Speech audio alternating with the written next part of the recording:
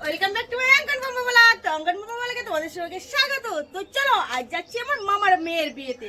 তো হ্যাঁ, আমার বাড়ির পাশে বাড়ি, হ্যাঁ 10-12টা বাড়ির পরে, তো সেই জন্য এখন আপাতত এই ড্রেসে যাচ্ছি। তো রাতের ড্রেস হবে চেঞ্জ। তো চলো সোজা চলে যাওয়া যাক বিয়ে বাড়িতে। তো বিয়ে বাড়িতে পৌঁছে দেখি হ্যাঁ মামার মেয়েকে সাজানো হচ্ছিল। আর হ্যাঁ আমি একটু চুলগুলো এদিক ওদিক করে দিচ্ছিলাম যে এইভাবে চুলটা ছেড়ে দিলে কেমন লাগে। তো ভালোই লাগছিল কিন্তু বলে। তো তারপরে আমাদের মনি মানে আমার মাসির মেয়ে, ওই যে সবুজ কালারের শাড়ি পরা, ও একটু মন পুষে ফটো তুলে নিচ্ছিল। এই মামির পাশে বৌমা, তার পাশে বোন। তো চলো আমরা সবাই মিলে একটু সেলফি উঠে নিলাম। তো তারপরে ওখান থেকে সেলফি টেলফি ওঠার পরে সোজা চলে গেলাম আশীর্বাদ মণ্ডপে। তো এখানেই হবে আশীর্বাদ। তো তার জন্য কি নিয়ম টিয়ম আছে সেগুলো শুনে নেওয়া হচ্ছিল। আর ছেলের বাড়ির লোক এসে গেছে। তো এবার আশীর্বাদে বসবে, হ্যাঁ প্রণাম করেই বসতে হয়। তো ও প্রণাম করেই বসছিল। তো চলো এবার আশীর্বাদ করা যাক। তো স্টার্ট হয়ে গেল। এই তো সুযোগ। তো আমাদের নিয়ম কিন্তু আছে ছেলের বাড়ির লোক আগে আশীর্বাদ করবে। তো চলো স্টার্ট হয়ে গেল।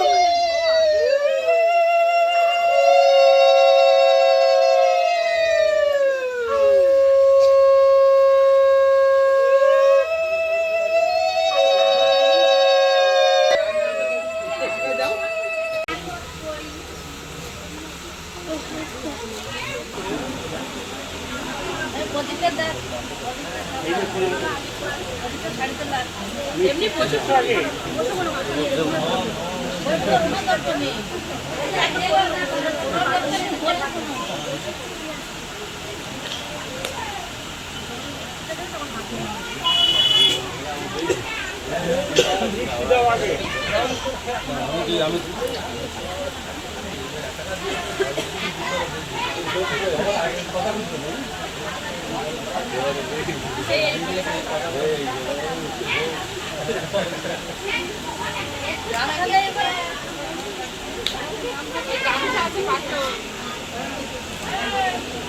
তোমরা কেউ জিজ্ঞেস করছো না সম্পর্কটা কি হবে, তাহলে তোমরা তো কেউ মুখ বুঝে দিয়ে সব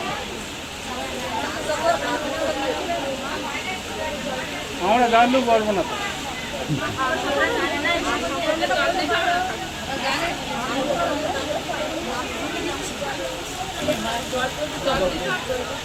আমার জিজ্ঞেস শেষ করেছো? তো এবার আশীর্বাদ করতে আসলো মেয়ের ঠাকুমা মানে আমার দিদা। তো চলো আশীর্বাদ করছে, তোমরা দেখো আমাদের সুন্দরবনে এইরকম ভাবে আশীর্বাদ পর্ব পালন হয়। তো তোমাদের কার কার কি কি নিয়ম আছে কমেন্ট করতে কিন্তু ভুলো না। চলো সঙ্গরে না।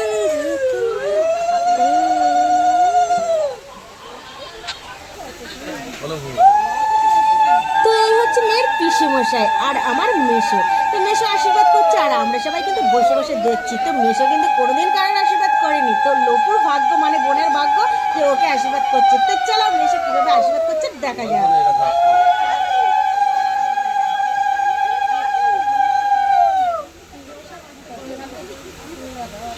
তো তারপর চলে আসলো আমার মাসি আর মেয়ের পিসি। হ্যাঁ আমার মাসি কিভাবে আশীর্বাদ করছে তোমরা সবাই দেখে নাও।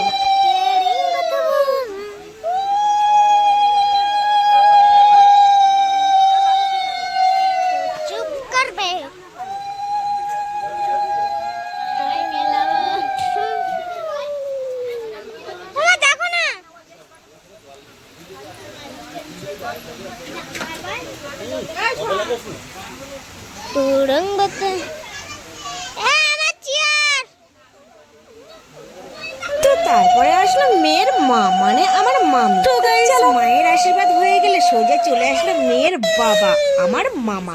তো চলো মামার আশীর্বাদটা আমরা একটু দেখে নিই। হাতটা নামা।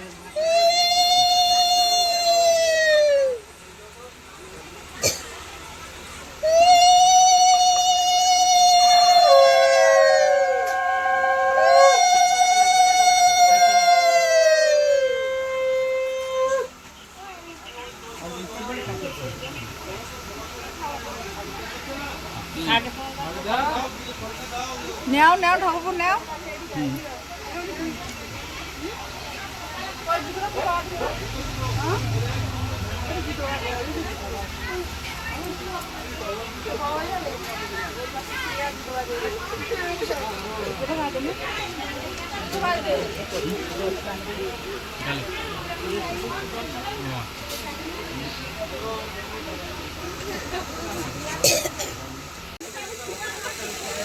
অনেক টাকার ব্যবধান গাইস, মানে যাচ্ছি এই যে। তো চলো এবার ঘরে গিয়ে দেখো এর ভিতরে কি আছে খাজানা।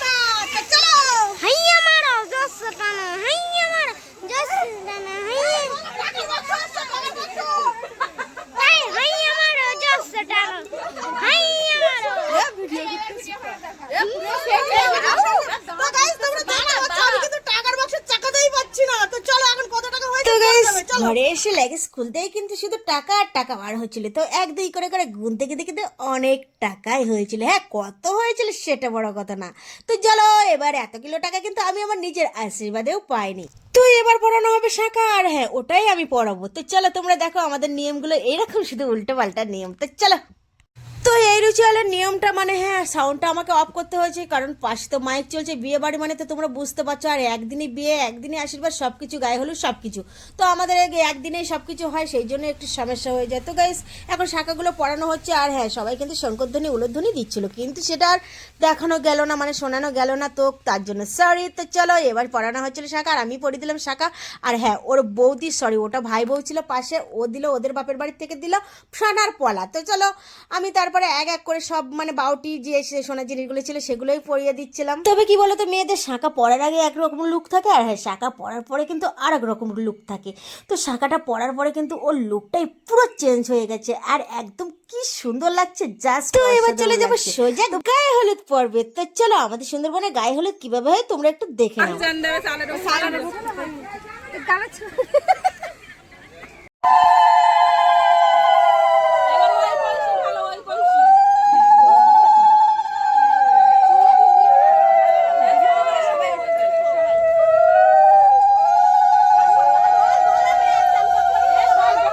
তো গাইস, তোমরা তাড়াতাড়ি সাবস্ক্রাইবটা করে দাও, আমি কিন্তু নেক্সট পার্টে নিয়ে চলে আসবো সেই বিয়ের পর্ব। তো চলো।